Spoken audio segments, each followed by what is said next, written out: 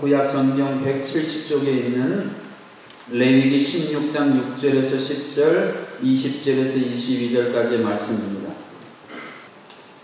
집안마다 또는 단체마다 한 해에 한 번 정도는 대청소의 날을 잡아서 하고 있습니다.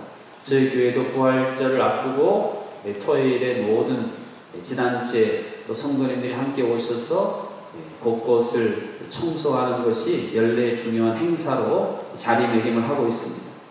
여러분은 언제 여러분의 집안을 주로 대청소하십니까? 집안에 누가 오신다고 할 때, 또 신앙생활 하시는 분은 대방문을 앞두고 대청소를 반드시 하시지요. 해외에는요, 집 주인이 정기적으로 집을 이렇게 검사를 하러 오는 나라들이 있습니다. 그래서 한 3개월에 한 번 정도 오는데, 계약을 맺을 때 이렇게 둘러봐서 심지어는 막 흐트러지고 지저분하면요, 우리나라로 말하면 처음에 돈 맡기는 그 돈 있지 않습니까? 보증금에서 이거를 까요. 그런 나라도 있습니다. 그래서 막 어지럽게 살다가도 집주인이 검사하러 이제 제가 맨날 며칠날 갑니다. 그러면 한 일주일 전부터 집안을 아주 깨끗하게 해놓는 나라들도 있습니다. 하나님께서 하나님의 백성들에게 너희들 1년에 한 번은 너희들의 마음과 영혼을 대청소하거라. 그래서 이스라엘에게 주신 날이 바로 대속죄일이었습니다. 한번 따라해 주실까요? 대속죄일. 이 대속죄일이라는 히브리 언어가 갖고 있는 의미는 더러운 것을 깨끗이 씻는다, 그런 의미와 더불어서 관계가 틀어지고 불편했던 관계가 다시 화평하게 평화롭게 된다, 이런 말들이 대속죄일이라는 단어에 갖고 있는 중요한 의미였습니다. 하나님과 멀어졌던 관계가 다시 회복되고 그 관계를 회복시키기 위해 하나님이 베풀어 주시는 사죄와 속죄의 은혜를 마음껏 경험하는 날이 대속죄일이었다는 것입니다. 그래서 레위기 16장 34절에 보면 대속죄일에 대해서 이런 말씀을 남겨주고 있습니다. 이는 너희가 영원히 지킬 규례라. 이스라엘 자손의 모든 죄를 위하여 1년에 한 번 속죄할 것이니라. 그래서 1년에 한 번 대속죄일을 통해서 영적인 대청소를 했다는 것입니다. 그런데 이 대속죄일의 의미를 가장 잘 알려주는 상징적인 존재가 나오는데, 그것이 바로 오늘 설교 제목인 아사셀 염소예요. 여러분, 아사셀 염소라는 말이 귀에 여러 번 들으셔서 익숙하십니까? 아니면 생소하십니까? 네, 생소하시죠? 왜냐면 우리가 레위기를 잘 많이 안 읽고 설교자들이 또 레위기 본문을 잘 택하지 않기 때문에 아사셀 염소하면 왠지 생소하게 느껴집니다. 그런데 이 아사셀 염소는 세례 요한이 예수님을 보고 보라 세상죄를 지고 가는 하나님의 어린 양이로다 하는 하나님의 어린 양, 우리의 죄를 짊어지고 희생된 어린 양하고 사실은 굉장히 유사한 개념이 오늘 레위기 16장에 나오는 아사셀 염소라고 하는 것입니다. 그런데 저희들의 개념 속에 성경에 보면 염소는 좀 좋지 않은 개념이지 않습니까? 예를 들면 예수님이 마지막 날에 양과 염소를 이렇게 분류해서 양은 하나님의 나라로, 또 염소들은 심판받는다. 그래서 성경에서는 염소에 대해서 좀 안 좋은 개념을 갖고 있어요. 근데 우리나라는 실제로는 염소는 별로 안 좋은 건 아니죠. 병들고 약했을 때 뭐 해잡어요? 흑염소. 그래서 우리 염소에 대해서 별로 부정적인 이미지는 없는데, 신앙만 이렇게 보게 되면 염소하면 왠지 좀 이렇게 막 들이받고 분열시키고, 그런데 이 레위기에서 나타나는 아사셀 염소는 굉장히 중요한 상징으로 기록이 되고 있다는 것입니다. 먼저 오늘 우리가 읽은 10절 말씀에 보면 아사셀 염소에 대해서 이러한 사실을 증언해 줍니다. 아사셀을 위하여 제비 뽑은 염소는 산채로 여호와 앞에 두었다가 그것으로 속죄하고 아사셀을 위하여 광야로 보낼지니라 그랬습니다. 여러분 보십시오. 구약 레위기의 모든 제물은 하나님 앞에 가져오면 일단 어떻게 해요? 다 죽이지요. 그래서 여러 가지 방법으로 하나님 앞에 태워드리든지 뭘 하는데, 유독 아사셀 염소는 오늘 본문에 보니까 산채로 두었다가 그랬습니다. 죽이질 않고 아사셀 염소는 산채로 둔다라는 것입니다. 그러면 이 아사셀 염소를 산채로 뒀다가 뭐 하는가? 그것을 살피기 전에 이 아사셀이라는 말이 무슨 뜻인지 여러분이 이해하실 필요가 있습니다.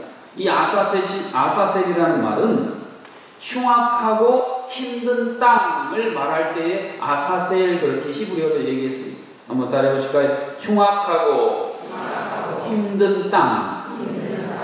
성지를 가보신 분은 아시겠습니다만 이스라엘 광야가 얼마나 흉악하고 힘든 땅인지 몰라요. 저도 아직 안 가봤는데 이번에 하나님 은혜로 이제 11월 1일 날 출발을 해서 한번 광야를 볼 수 있는 기회가 생겼는데요. 아주 사람이 생존하기 힘든 흉악하고 힘든 땅, 이게 이스라엘 광야예요. 이게 아사셀입니다. 그러면 이 아사셀 염소를 어떻게 하느냐? 오늘 21절, 22절에 자세한 설명이 이렇게 기록이 되어 있습니다. 아론은 그의 두 손으로 살아있는 염소의 머리에 안수하여 이스라엘 자손의 모든 불의와 그 범한 모든 죄를 아뢰고 그 죄를 염소의 머리에 두어 미리 정한 사람에게 맡겨 광야로 보낼지니 염소가 그들의 모든 불의를 지고 접근하기 어려운 땅에 이르거든 그는 그 염소를 광야에 놓을지니라 그랬습니다.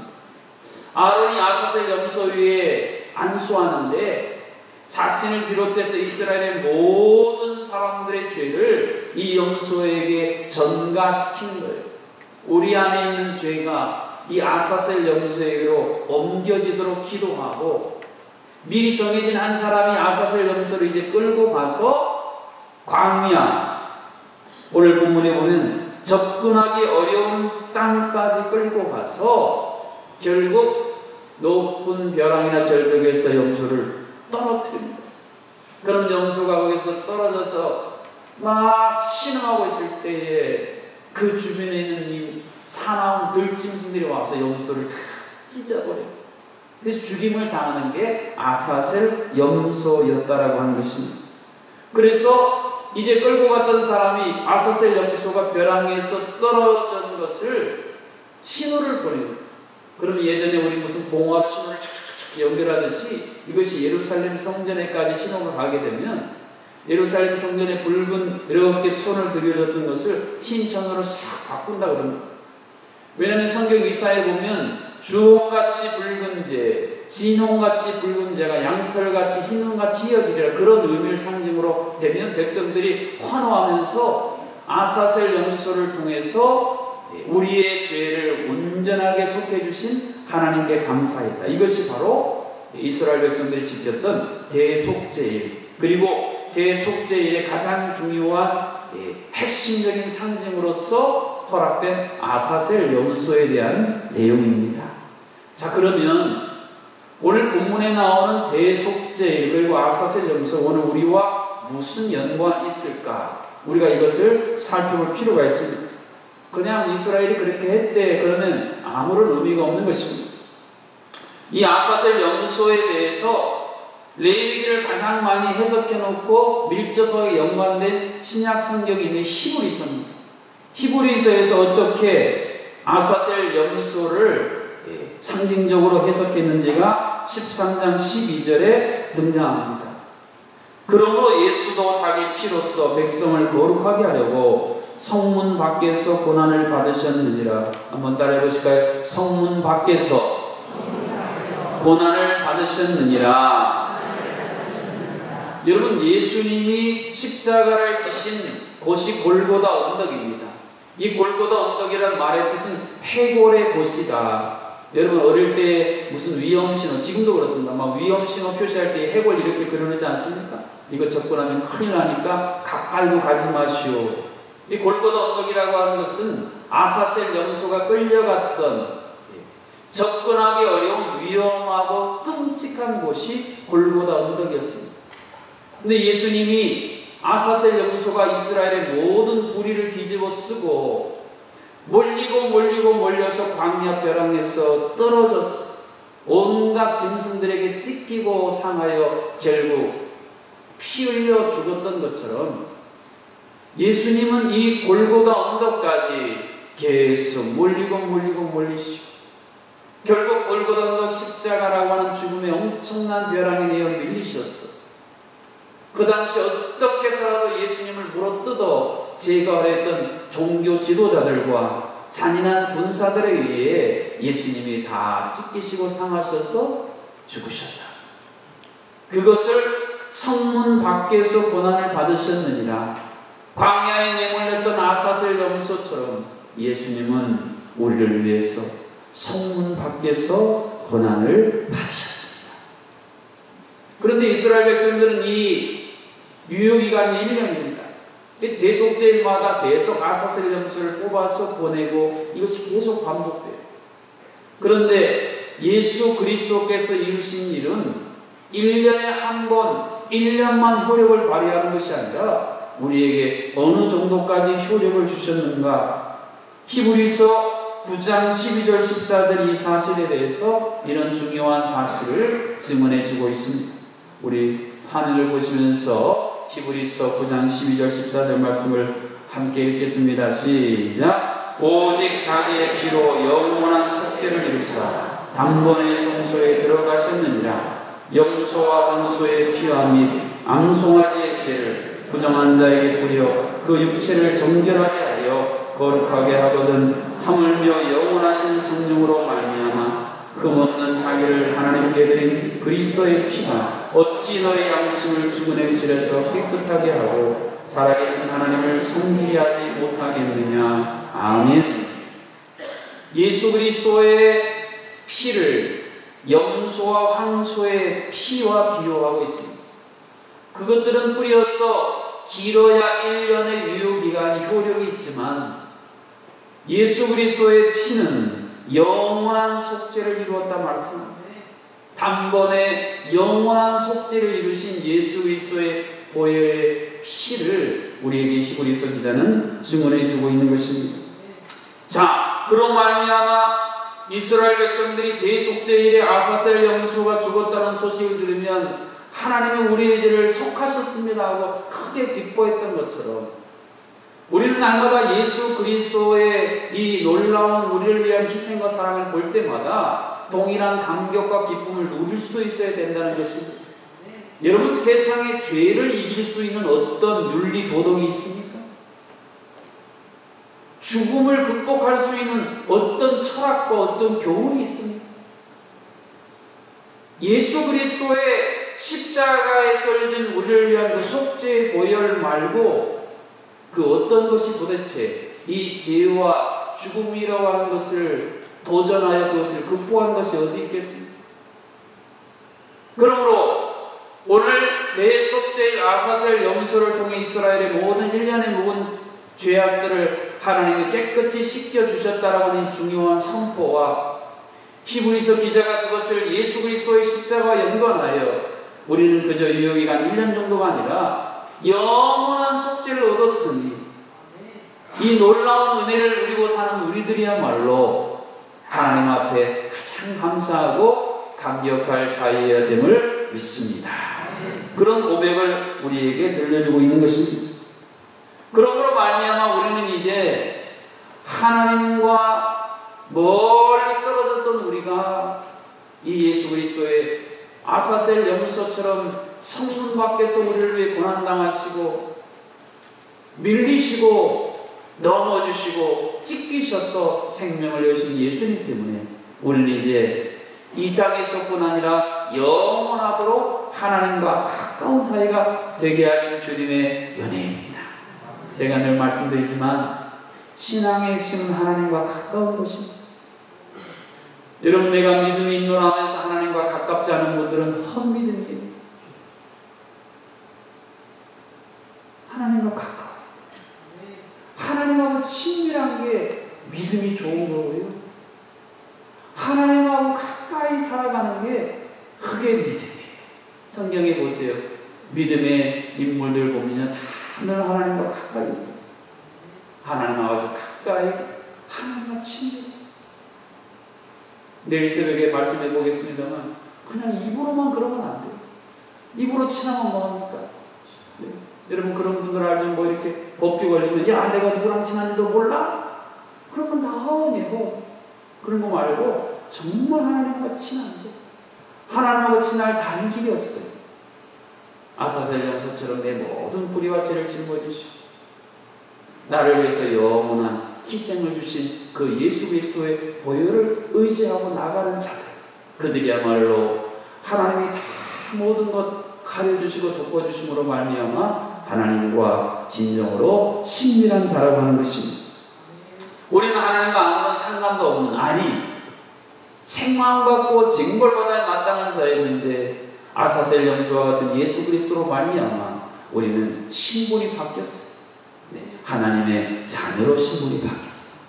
예전에 우리 민족 역사에 보면 노예로 천민으로 살다가 많은 돈을 들여서 양반의 신분을 얻었고 살은 사람들이 이야기했습니다.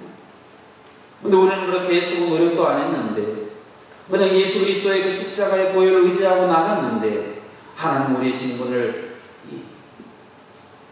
천민에서 양반 정도가 아니라 하나님의 자녀로서 영원한 하나님 나라를 상속할 수 있는 상속자로 바뀌게 하셨으니 이렇게 기쁘고 은혜스러운 일이 어디에 있겠습니까? 사랑하는 성도 여러분, 이것이 바로 대속제일 아사셀 염소가 우리에게 말씀해주는 예수 그리스도의 예표론적인 매우 중요한 사실이라고 하는 것입니다. 마지막으로 이러한 대속제일에 대해서 예수님이 주셨던 이루실 놀라운 일에 대해서 그럼 구체적으로 우리가 어떤 것들을 누릴 수 있는가에 대한 말씀을 살펴볼 필요가 있습니다. 레위기 16장 31절에 보면 이는 너희에게 안식일 중에 안식일인지 너희는 스스로 괴롭게 할지니 영원히 지킬 규례라 라는 말씀을 들려주고 있습니다. 이 대속제일 아사셀 염소로 말미암은 속죄를 향해서 안식일 중에 안식일이다 그렇게 표현을 하고 있는데 이것은 큰 안식일이다 라는 말씀입니다. 그런데 이때에 백성들이 취해야 될 행동이 있는데 스스로 괴롭게 하라 그랬습니다. 여기서 스스로 괴롭게 하라는 말이 담고 있는 의미는 자기 자신을 부인하라 라는 뜻을 갖고 있습니다. 자, 이 말이 갖고 있는 실제적인 중요한 의미를 여러분이 잘 이해하실 필요가 있습니다. 하나님께서 우리를 위해서 구약의 아사셀 염소처럼 예수 그리스도를 희생시키셔서 우리에게 놀라운 은혜를 다 준비해 두셨어요. 그런데 안타깝게도 이 혜택을 누리지 못하고 살아가는 성도들이 의외로 많다라는 것입니다. 요즘 새벽마다 갈라디아서를 봅니다만 갈라디아서의 교인들도 마찬가지였어요. 하나님이 예수 그리스도를 통해 주신 엄청난 은혜가 있는데 이 은혜를 모르고 계속 율법에 매여 살아가는 성도들이 너무 많은 거예요. 그러니까 사도 바울이 안타까워서 여러분 왜 그렇게 사세요? 예수님을 통해 우리에게 주신 놀라운 은혜의 복음이 있는데 뭐에 한눈팔고 뭐에 여러분 귀가 미혹돼서 계속 그렇게 율법의 멍에를 메고 그렇게 노예처럼 살아가세요. 너무 안타까워요. 그게 여러분 갈라디아서의 999 절절 이제 내일하고 모레하면 갈라디아서 마치는데 마지막 순간까지 사도 바울이 내가 이렇게 큰 글씨로 씁니다. 제발 좀 정신 좀 차리고 하나님이 여러분에게 주신 놀라운 거 왜 누리지 못하고 사는지 내가 너무 안타까워요. 그런 마지막 순간까지 전류가 들어있어요. 그것이 여러분 신학시대 교회에게만 해당될까요? 오늘 이 시대의 교회도 똑같아요.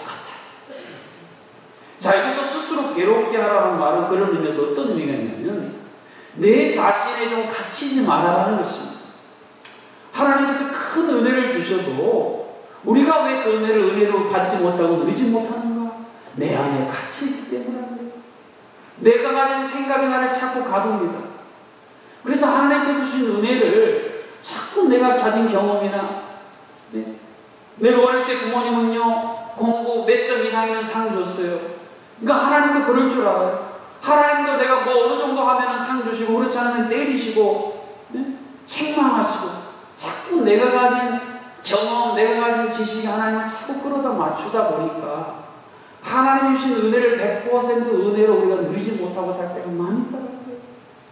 최근에 자녀들, 아동들 이제 한 아이랑 10만 원씩 주는 게 최근에 시행이 됐어요. 저는 아이라고 해서 초등학생까지 주는 줄 알았더니 아니더라고요. 6세 미만의 아이들은 한 아이당 1년에 한 달에 10만 원씩 정부에서 지원금을 준다 그럽니다. 혹시 주변에 며느리 자녀들 모르면 잘 알려주세요. 그런데 법령이 이렇게 반포되고 준다고 했는데 이걸 모르거나 아이 우리나라 정부가 뭐 그런 걸 하겠어? 여러분이 안 믿고 신청을 안 하면 못 받는 거예요. 하나님께서 우리를 위해서 이 어마어마한 놀라운 역사를 사건을 이루어 주시고 이것을 받아 누리라 말씀하시는데 자꾸 내가 가진 내 것에 갇혀 있으면 이것을 누리지 못하게 된다라는 것이, 그래서 스스로 괴롭게 하라는 말은 제발 네 생각 좀 버리고 네 고집도 좀 버리고 네가 가지고 있는 네가 갖고 있는 그 경험에 대한 것도 좀 버리고 내가 주는 것을 100% 좀 그대로 받아들여라. 예전에 전도폭발 훈련할 때 보면 임금님이 와서 행차하면서 거지들에게 선물을 다 나눠준다고 했어요. 근데 어떤 거지가 자기 손을 보니까 너무 더러운 거예요. 야, 내가 이 손 가지고 어떻게 선물을 받노? 가서 손 좀 씻고 오자 하고 손을 막 씻고 깨끗한 손으로 이제 받아야지 하는 임금님 떠나가셨다. 그런 예화가 있어요. 여러분, 주신다고 하면 나는 부족하고 연약하여도 영접하실 터이냐고 믿음의 손을 내밀어서 받아야 된다는 것입니다. 스스로를 괴롭게 하라. 이 말씀은 제발 너희들 안에 갇혀 살지 좀 말고 너희들의 껍질을 좀 벗고 내가 주는 새로운 것을 받아 누리라, 그런 말씀. 또 하나는 이 스스로 괴롭힌다는 말의 뜻은 굽히고 낮춘다라는 뜻을 가지고 있습니다. 다시 말해서 하나님 앞에서 낮추는 겸손한 자세를 취하라, 그런 말씀입니다.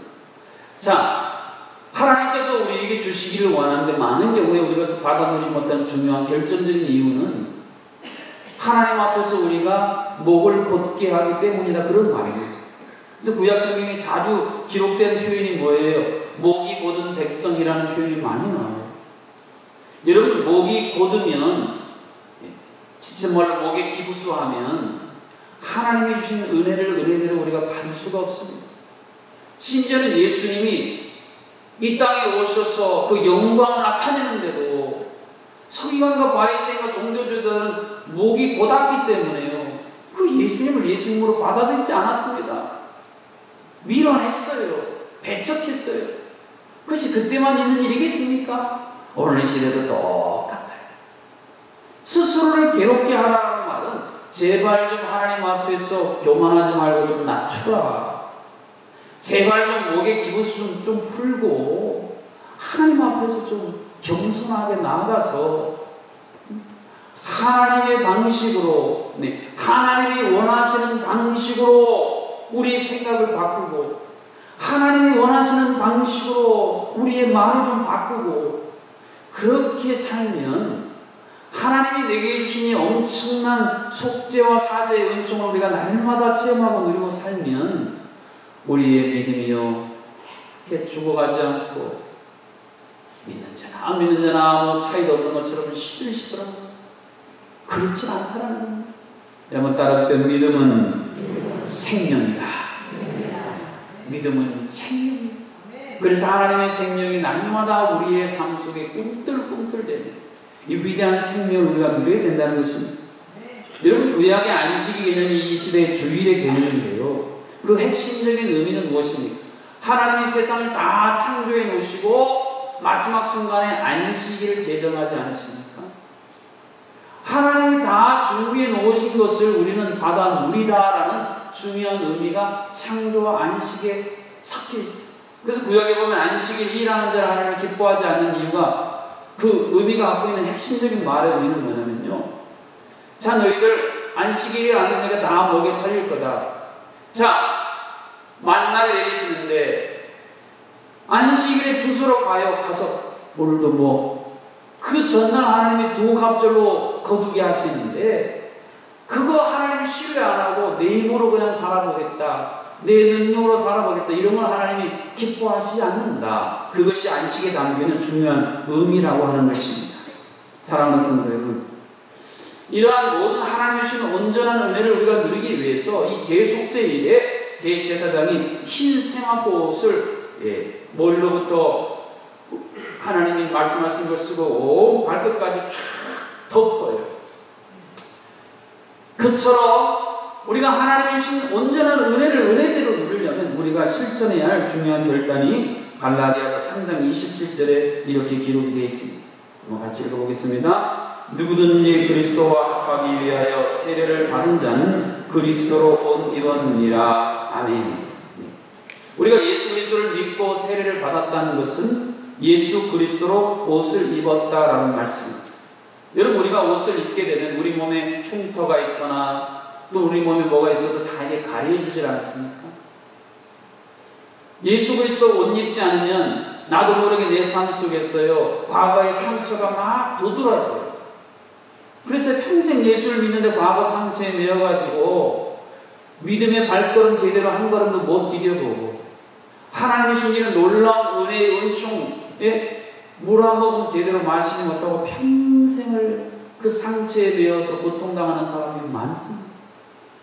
예수 그리스도로 옷을 입어서 그 상처를 좀 가리고 살면 좋을 텐데, 저도 어떤 분이 뜬 떠준다고 이렇게 여기 뜬 뜨다가 흉터가 있어요.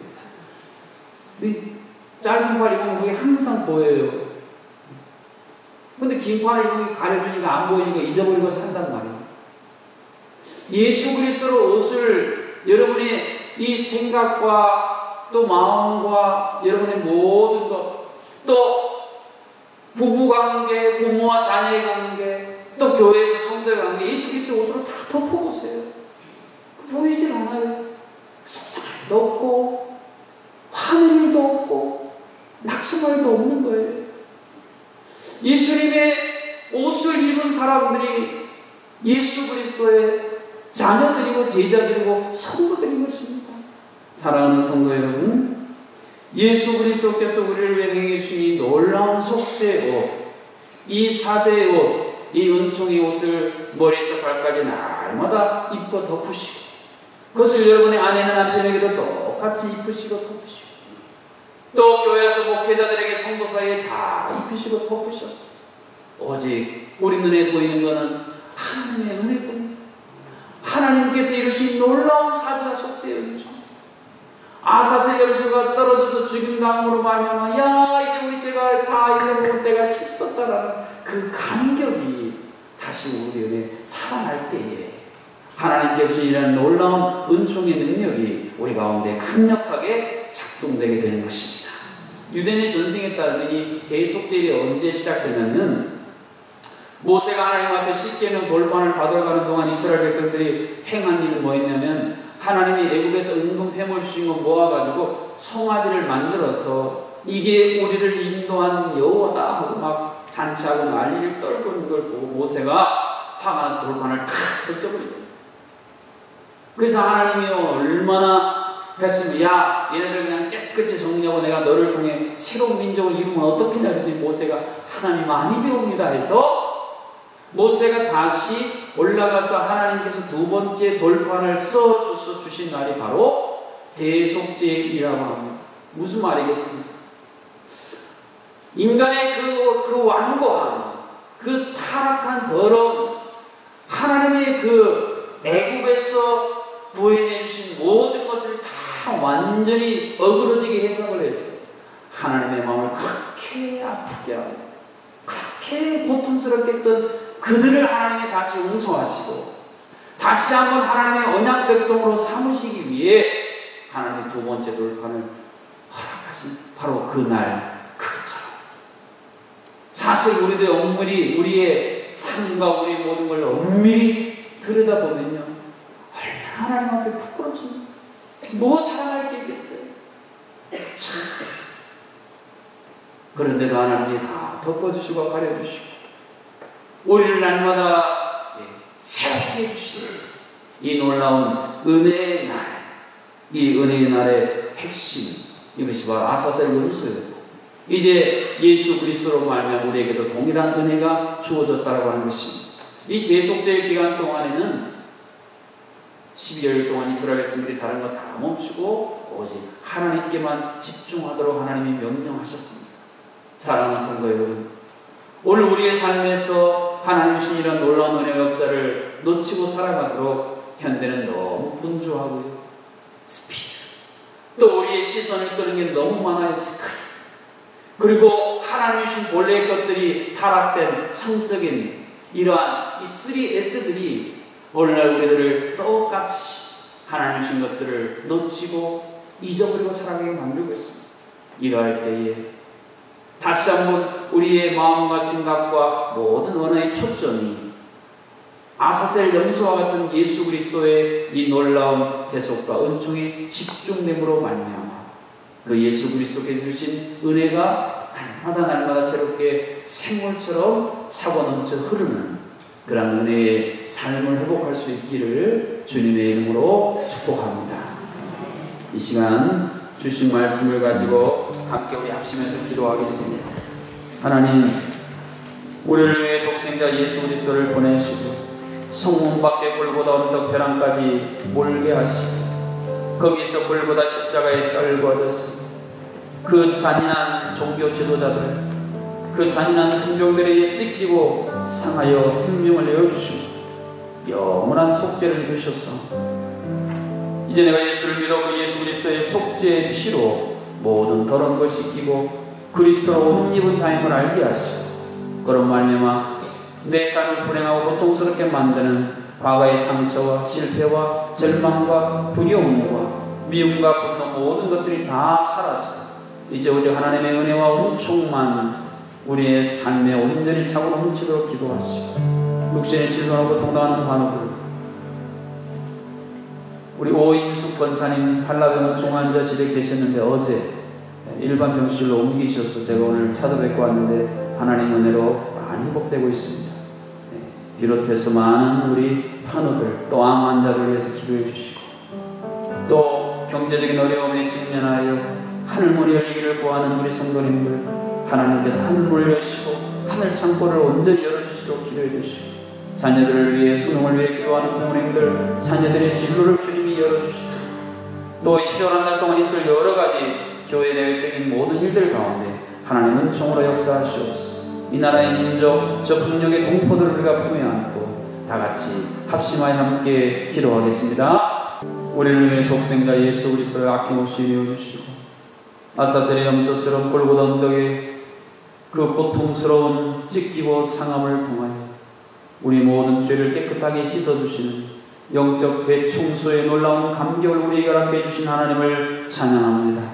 그런데 아직도 우리는 내가 가지고 있는 내 윤리 도덕과 내가 가지고 있는 내 생각과 내 가능성과 내가 경험했던 상처와 아픔과 내 수치와 분노와 주여 내 것들에 갇혀 있어서 하나님이 주신 그 놀라운 것들을 온전하게 누리지 못하고 살아가고 있습니다.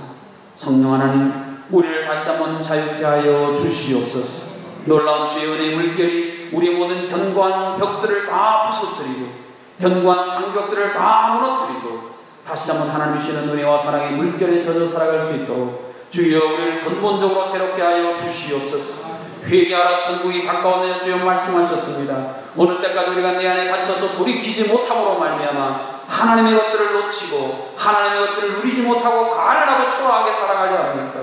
너희 부자라 내게 부족한 것이 없단 말했던 주여 소아시아의 한 교회를 향하여 너희들이 가련하고 초라하고 참으로 가난한 것을 보지 못함을 안타까워하셨던 성령이 주여 그것이 오늘 우리의 모습이 되어지지 아니하도록 우리를 깨워 주시옵소서. 그리하여 하나님 우리에게 주시는 놀라운 사죄와 속죄의 은총이 날마다 샘처럼 흘러나와 그 샘물에 우리의 모든 삶이 새로워지고 예수 그리스도로 옷 입고 살아가며 말미암아 우리 눈에는 오직 하나님의 은혜와 은총과 감사의 제목만 보여줄 수 있도록 주여 도와 주시옵소서. 10월에 있어질 많은 일들 가운데 하나님이 원하시는 성도로 교회로 새로워지는 일들이 되게 하시고 자녀의 문제 때문에 기도하는 가정마다 주여 자녀들을 새롭게 하시고 질병의 문제를 기도하는 가정들마다 주여 회복의 은혜를 주시고 경제적인 막힘으로 말미암아 하나님께 호소하는 신령들마다 천국 창고를 열어주시사 주여 새로운 물꼬를 주께서 친히 터 주시옵소서.